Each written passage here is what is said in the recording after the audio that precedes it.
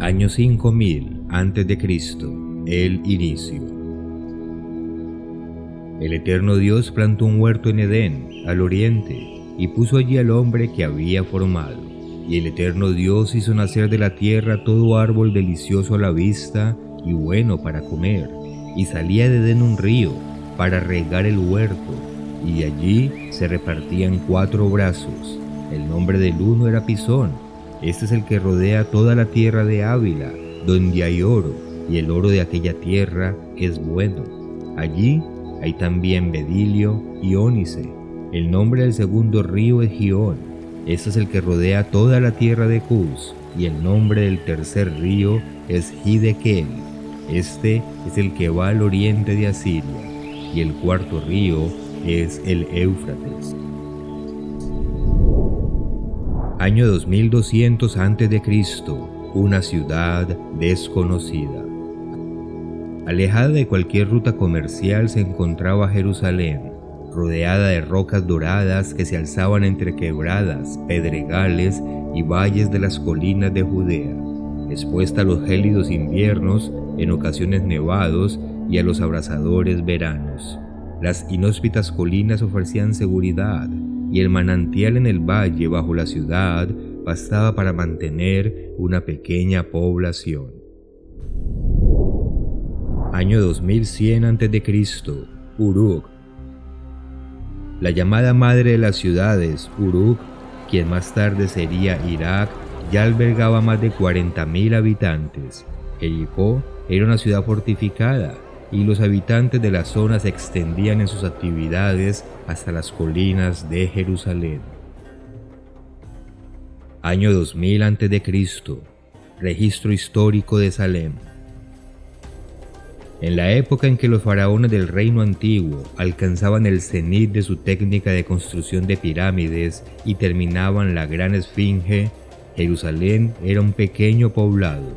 Algunos fragmentos de cerámicas hallados mencionan un asentamiento alrededor del manantial de Gihón y mencionaban una ciudad llamada Ur-Salim, una versión de Salem o Shalem.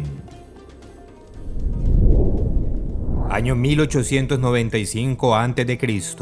El libro del Génesis narra la historia del llamamiento de Abraham. El Eterno había dicho a Abraham: vete de tu tierra y de tu parentela y de la casa de tu padre a la tierra que te mostraré, y haré de ti una nación grande, y te bendeciré, y engrandeceré tu nombre, y serás bendición. Y se fue Abraham, como el Eterno le dijo, y salieron para ir a tierra de Canaán, y a tierra de Canaán llegaron. En este peregrinaje de Abraham y de su parentela desde Ur hacia la tierra de Canaán, región donde se encuentra Jerusalén, se revelan por primera vez en las Escrituras a Jerusalén y su rey sacerdote. Cuando volvía de la derrota de Kedorlaomer y los reyes que con él estaban, salió el rey de Sodoma a recibirlo al valle de Sabe, que es el valle del rey. Entonces Melquisedec, rey de Salem y sacerdote del Altísimo, sacó pan y vino y le bendijo diciendo: bendito sea Abraham del Dios Altísimo, creador de los cielos y de la tierra, y bendito sea el Altísimo, que entregó tus enemigos en tu mano, y le dio a Abraham los diezmos de todo. Las Escrituras revelan cómo desde la antigüedad esta pequeña ciudad en el centro de la tierra era gobernada por un rey sacerdote, era gobernada por Melquisedec mismo, el Rey de Reyes eterno. Esto también apunta al futuro de la humanidad, la cual será gobernada por reyes sacerdotes bajo la dirección de este Rey de Reyes y sumo sacerdote para siempre. Año 1350 a.C., la conquista de Canaán. El pueblo de Israel conquista Canaán bajo el liderazgo de Josué. Dios cumple la promesa que le hizo a Abraham cientos de años antes en esta misma tierra y que encontramos narrada en Génesis 15. En aquel día hizo el Eterno un pacto con Abraham diciendo: a tu descendencia daré esta tierra, desde el río de Egipto hasta el río Grande, el río Éufrates, la tierra de los ceneos, los ceneseos, los cadmoneos, los eteos, los fereceos, los refaitas, los amorreos, los cananeos, los gergeseos y los jebuseos. Y así inicia la conquista progresiva de todo el territorio que más adelante se convertiría en la nación de Israel. Año 950 a.C. El rey David conquista la ciudad de Jerusalén de manos de los jebuseos. Entonces marchó el rey con sus hombres a Jerusalén contra los jebuseos que moraban en aquella tierra, los cuales hablaron a David diciendo: Tú no entrarás acá, pues aún los ciegos y los cojos te echarán, queriendo decir: David no puede entrar acá.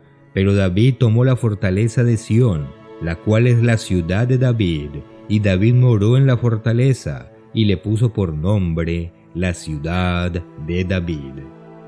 Ursalim, Salem, Chalén, Sión, Jerusalén, ahora llamada la ciudad de David, pasó a convertirse en la capital del floreciente reino de Israel.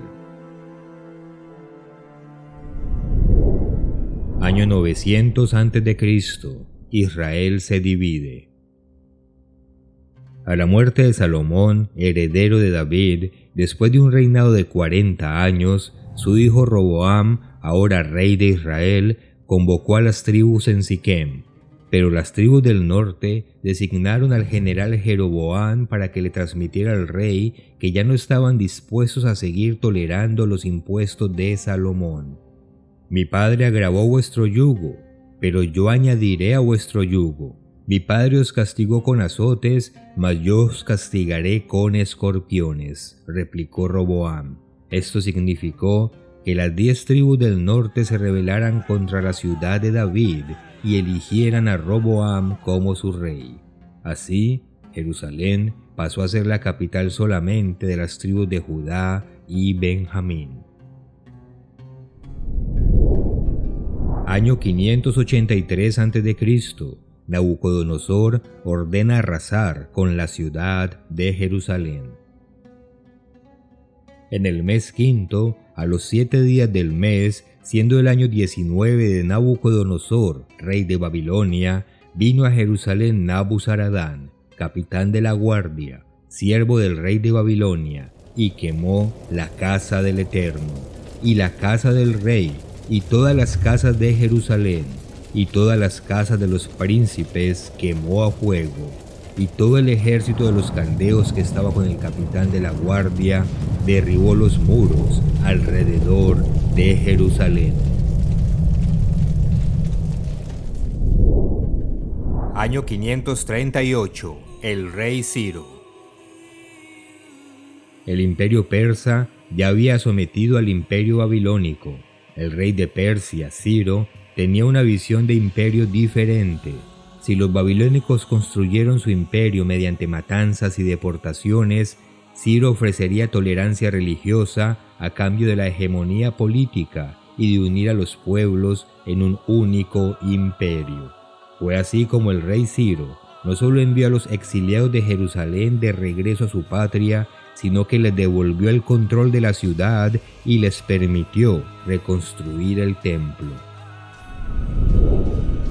Año 445 a.C. Reconstrucción de Jerusalén. Nehemías sale de Susa, capital del imperio persa, y regresa a Jerusalén.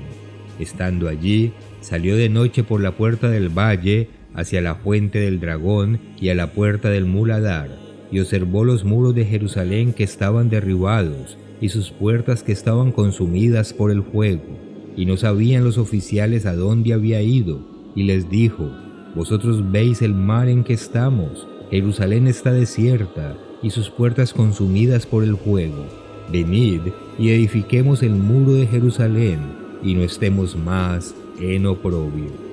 Así, mediante la dirección de Esdras y Nehemías, son reconstruidos el templo y la ciudad de David, ciudad a la que algunos años más adelante regresaría su rey, Melquisedec, el sacerdote del Altísimo, quien caminaría por sus calles, sanaría a los enfermos y predicaría sobre el verdadero futuro de esta ciudad en el reino venidero. Año 34 después de Cristo. El rey de Salem camina de nuevo por las calles de su ciudad. Para este momento, toda la región de Judea estaba bajo el dominio del Imperio Romano, aunque la rebelde Jerusalén no terminaba de someterse al tirano invasor. Las rebeliones, escaramuzas y derramamientos de sangre eran algo cotidiano en la Jerusalén de la época de Cristo. Jerusalén, Jerusalén, que matas a los profetas y apedreas a los que te son enviados. ¿Cuántas veces quise juntar a tus hijos, como la gallina junta sus polluelos debajo de las alas, y no quisiste? He aquí vuestra casa os es dejada desierta, porque os digo que desde ahora no me veréis hasta que digáis, bendito el que viene en el nombre del Señor. Fueron las palabras de Jesús a una ciudad que lo maltrató y lo despreció. Una ciudad que no quiso ver que él era Melquisedec, su rey y sumo sacerdote para siempre.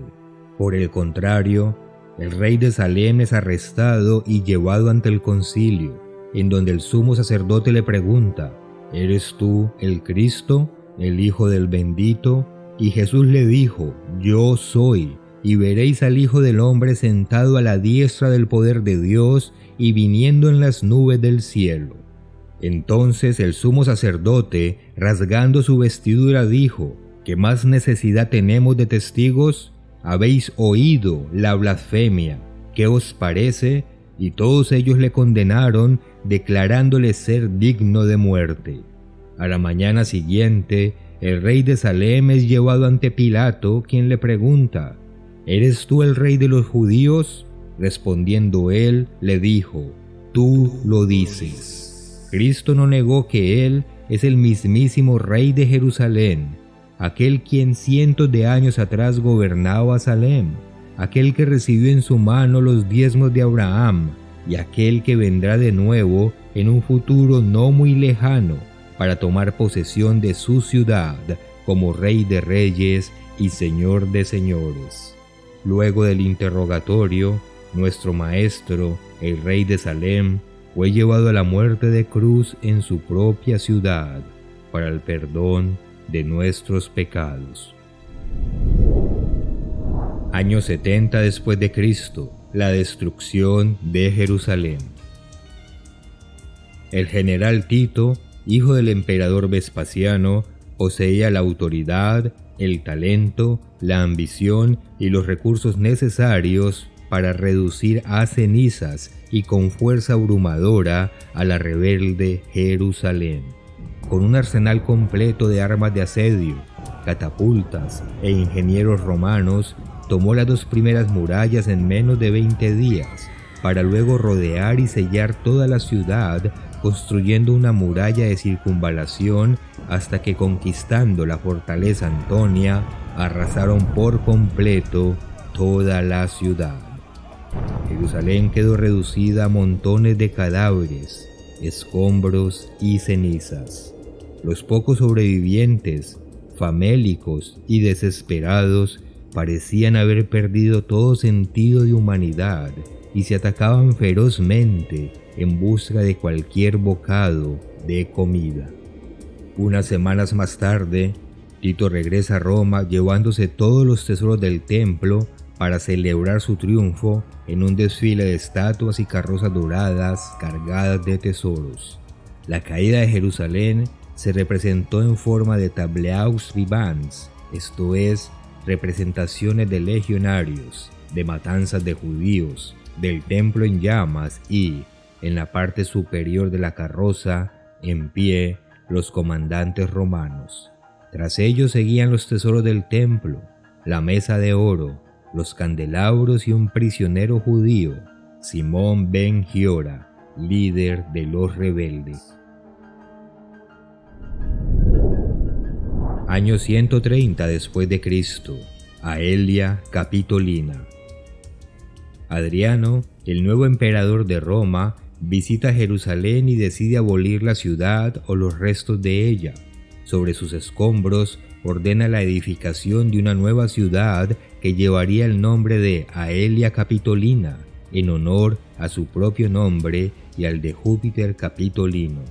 Adriano levantó sobre Jerusalén una ciudad romana clásica, construida alrededor del culto a los falsos dioses romanos, griegos y egipcios.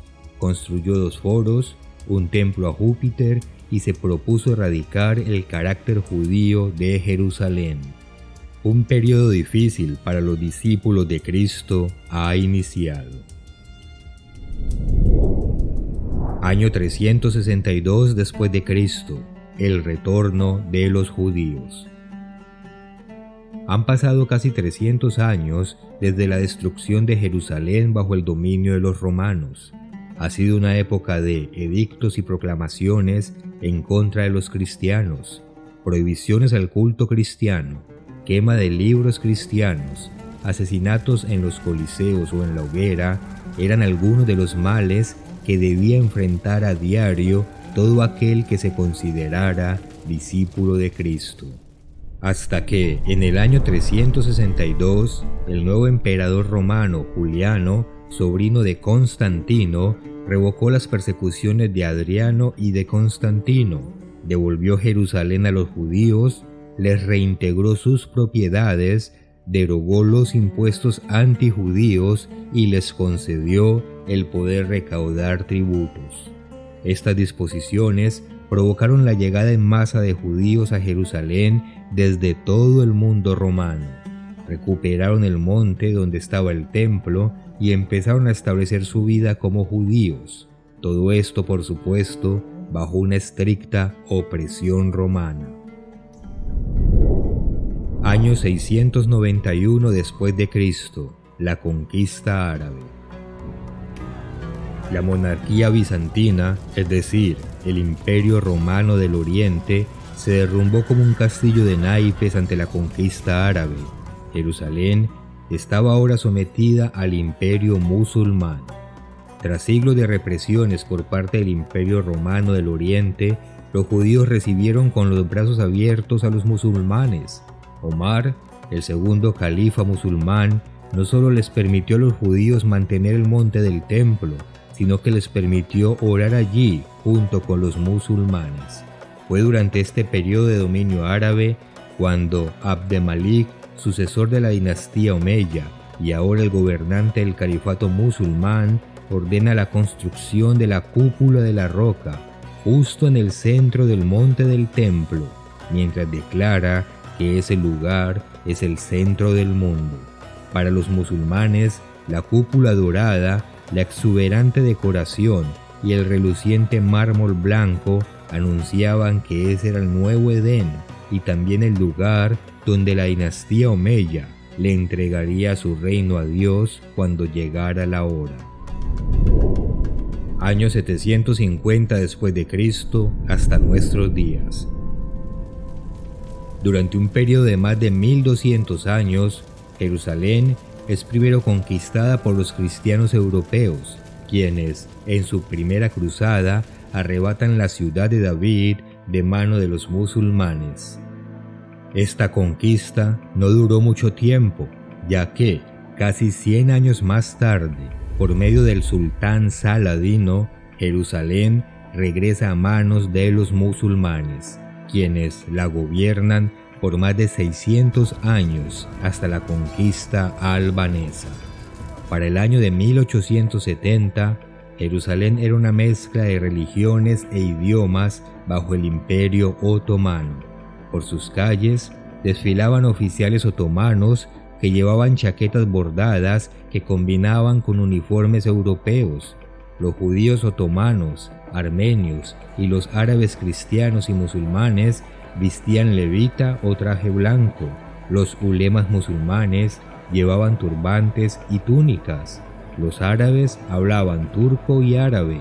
Los armenios, armenio, turco y árabe. Y los sefardíes ladino, turco y árabe.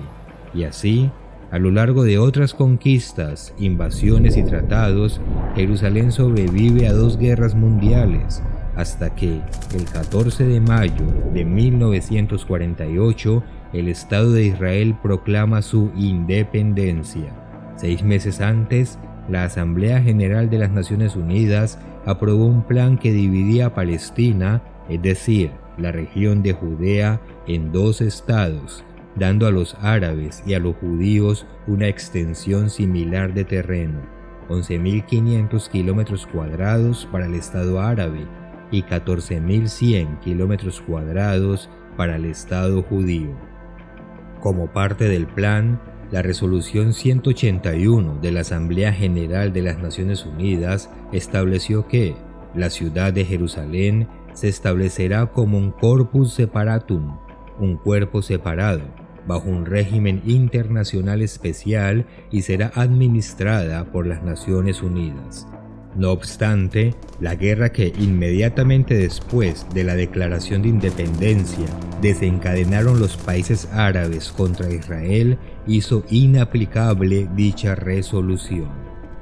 Tras el armisticio acordado en julio de 1949, la ciudad de Jerusalén, que debía ser internacional, quedó dividida en 2. La parte oriental, que incluía la ciudad vieja, se unió formalmente a Jordania, y la parte occidental quedó dentro del Estado de Israel, quien la proclamó su capital en 1950. En la Guerra de los 6 días de 1967, Israel conquistó también la parte oriental de la ciudad, la llamada Jerusalén Este. Inmediatamente la segregó de Cisjordania y la anexionó de facto al resto del municipio. Y en julio de 1980, mediante la Ley de Jerusalén, Israel reunió en su legislación nacional ambas partes en un solo municipio, proclamándola como su capital eterna e indivisible.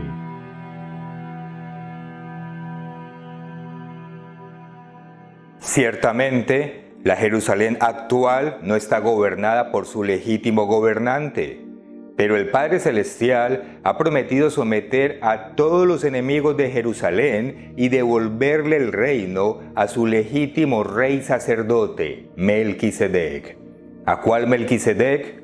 Al único que ha existido siempre.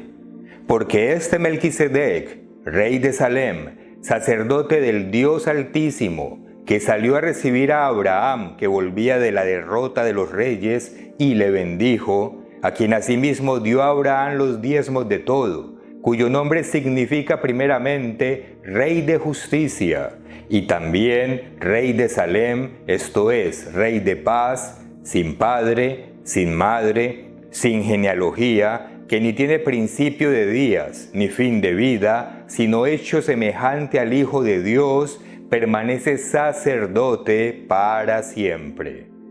Los otros sacerdotes, ciertamente sin juramento, fueron hechos sacerdote, pero este, con el juramento del que dijo, juró el Señor y no se arrepentirá, tú eres sacerdote para siempre, según el orden de Melquisedec.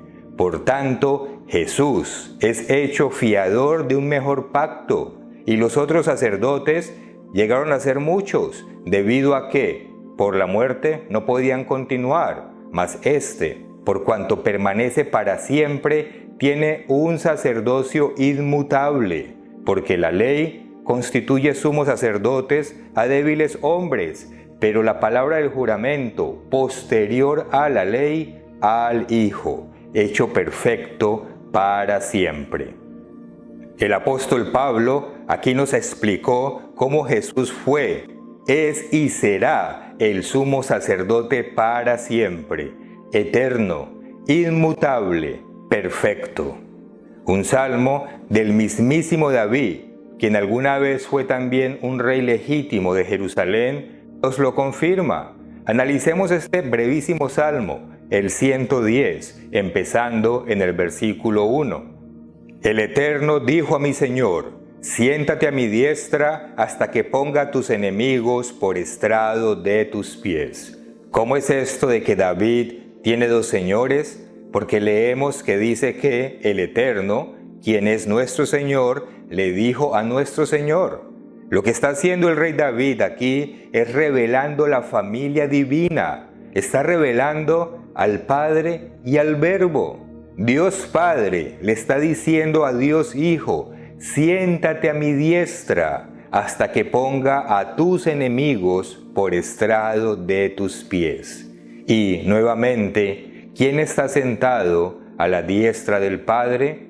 En Hebreos, en el capítulo 10, versículo 12 al 13, entre muchas otras escrituras, encontramos la respuesta.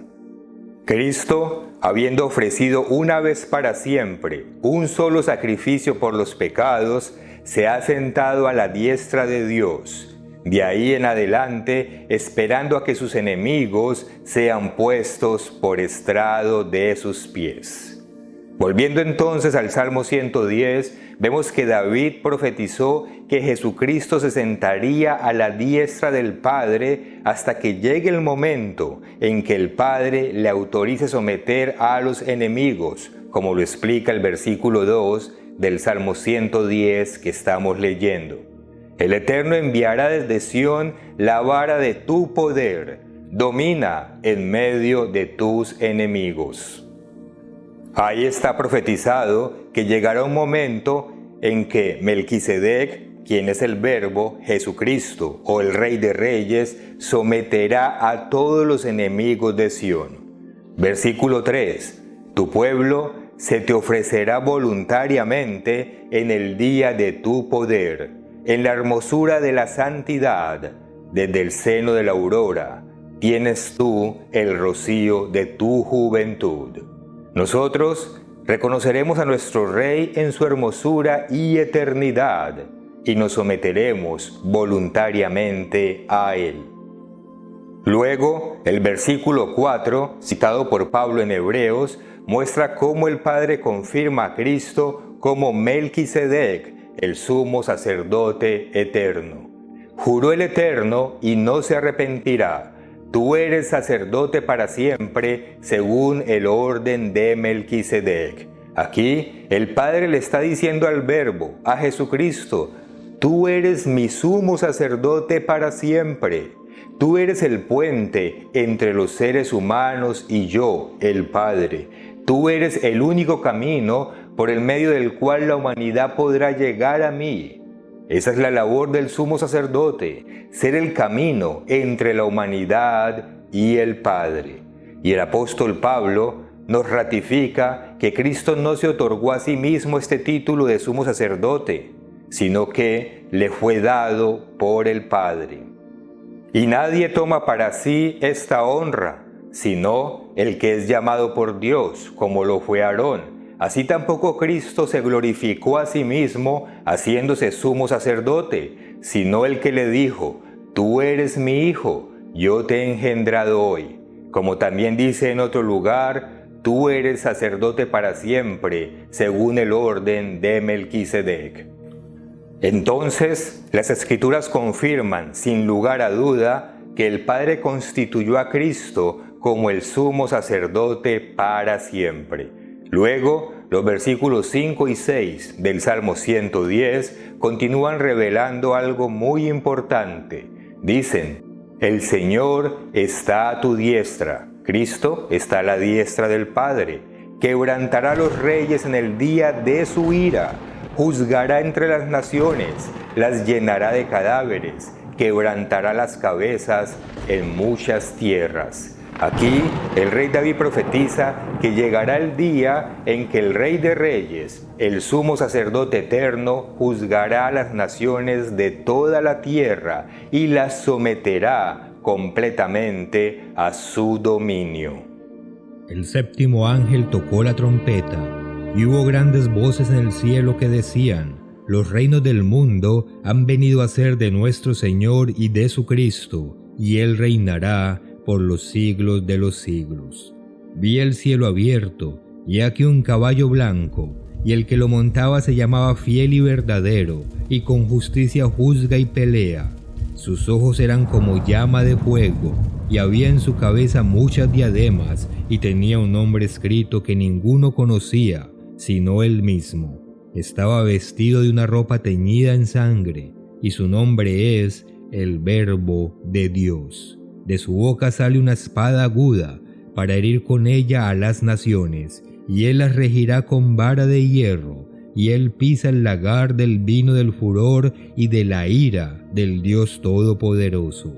Y en su vestidura y en su muslo tiene escrito este nombre: Rey de Reyes y Señor de Señores.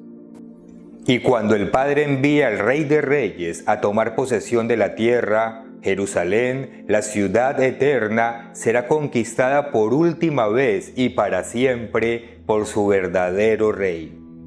El Eterno, Jesucristo, el Verbo, Melquisedec, rugirá desde Sión y dará su voz desde Jerusalén, y temblarán los cielos y la tierra. Pero el Eterno será la esperanza de su pueblo y la fortaleza de los hijos de Israel. Y conoceréis que yo soy el Eterno vuestro Dios, que habito en Sión, mi monte santo, y Jerusalén será santa, y extraños no pasarán más por ella. Sucederá en aquel tiempo que los montes destilarán mosto, y los collados fluirán leche, y por todos los arroyos de Judá correrán aguas, y saldrá una fuente de la casa del Eterno, y regará el valle de Sittim. Levántate, resplandece, porque ha venido tu luz, y la gloria del Eterno ha nacido sobre ti. Porque he aquí que tinieblas cubrirán la tierra, y oscuridad las naciones, mas sobre ti amanecerá el Eterno, y sobre ti será vista su gloria. Y andarán las naciones a tu luz, y los reyes al resplandor de tu nacimiento. Y extranjeros edificarán tus muros, y sus reyes te servirán, porque en mi ira te castigué, mas en mi buena voluntad tendré de ti misericordia. Tus puertas estarán de continuo abiertas, no se cerrarán de día ni de noche, para que a ti sean traídas las riquezas de las naciones y conducidos a ti sus reyes. Porque la nación o el reino que no te sirviere perecerá, y del todo será asolado. Y vendrán a ti humillados los hijos de los que te afligieron, y a las pisadas de tus pies se encorvarán todos los que te escarnecían, y te llamarán ciudad del Eterno, Sión del Santo Israel. No se pondrá jamás tu sol, ni menguará tu luna, porque el Eterno te será por luz perpetua, y los días de tu luto serán acabados. Y tu pueblo, todos ellos serán justos, para siempre heredarán la tierra, renuevos de mi plantío, obra de mis manos para glorificarme. El pequeño vendrá a ser 1000, el menor un pueblo fuerte. Yo el Eterno a su tiempo haré que esto sea cumplido pronto. Pero ahí no terminan las buenas nuevas. Notemos lo que el profeta Isaías nos dijo en el versículo 21. Tu pueblo, todos ellos serán justos, para siempre heredarán la tierra. Renuevos de mi plantío, obra de mis manos, para glorificarme. Aquí entramos nosotros, el Israel espiritual de Dios, su pueblo santo. En Efesios, el apóstol Pablo nos revela este misterio que en otras generaciones no se dio a conocer a los hijos de los hombres, como ahora es revelado a sus santos apóstoles y profetas por el Espíritu, que los gentiles son coherederos y miembros del mismo cuerpo y copartícipes de la promesa en Cristo Jesús por medio del Evangelio. Quiere decir esto que heredaremos junto con Cristo, bajo su autoridad, el reinado sacerdotal de todas las naciones de la tierra. Sí, sabemos que las Escrituras así lo confirman, de manera rotunda y clara. Al que venciere y guardare mis obras hasta el fin, yo le daré autoridad sobre las naciones. Cuando Cristo someta y tome el control de todas las naciones de la tierra, nos dará autoridad sobre ellas para que sean gobernadas en verdadera justicia, paz y bienestar, y las regirá con vara de hierro, y serán quebradas como vaso de alfarero. Al que venciere, le daré que se siente conmigo en mi trono, así como yo he vencido y me he sentado con mi Padre en su trono. Bienaventurado y santo el que tiene parte en la primera resurrección. La segunda muerte no tiene potestad sobre estos, sino que serán sacerdotes de Dios y de Cristo, y reinarán con él 1000 años. Queda confirmado entonces, por boca de 2 o 3 testigos, que el gobierno milenial será ejercido por reyes sacerdotes, bajo la dirección directa del Rey de Reyes, desde la ciudad de Jerusalén, donde estará la sede del gobierno mundial. Acontecerá en lo postrero de los tiempos que será confirmado el reino de la casa del Eterno como cabeza de los reinos, y será exaltado sobre los collados, y correrán a él todas las naciones, y vendrán muchos pueblos y dirán: venid y subamos al reino del Eterno, a la casa del Dios de Jacob, y nos enseñará sus caminos, y caminaremos por sus sendas, porque de Sión saldrá la ley, y de Jerusalén la palabra del Eterno. Esta es nuestra patria, aquella en la que siempre debemos estar pensando, no en una patria terrenal, porque si así fuese, aún tenemos tiempo de regresar al mundo, pero anhelamos una patria mejor, esto es, celestial, y por eso Dios no se avergüenza de llamarse Dios nuestro. Y nos ha preparado su ciudad, la ciudad del Dios vivo, Jerusalén la celestial, en compañía de muchos millares de ángeles y de la congregación de los primogénitos. Y desde esta ciudad juzgaremos entre las naciones y reprenderemos a muchos pueblos, quienes volverán sus espadas en rejas de arado y sus lanzas en hoces, y ya no alzará más espada nación contra nación, ni se adiestrarán más para la guerra, porque Jerusalén, Jerusalén es la ciudad desde donde brotará la paz, como un manantial de agua fresca que descenderá sobre todos los reinos de la tierra.